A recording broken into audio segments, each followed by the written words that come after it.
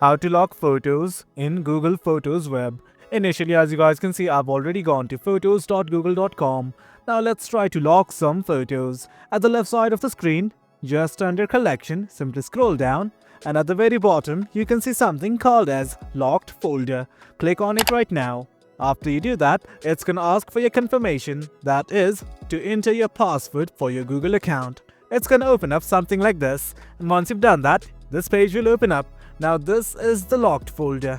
At the top right, you can see something called as Move Items. Click on it. Now select the photos that you wish to lock. Let's say I wish to lock these two. Do note that you can also select from the computer.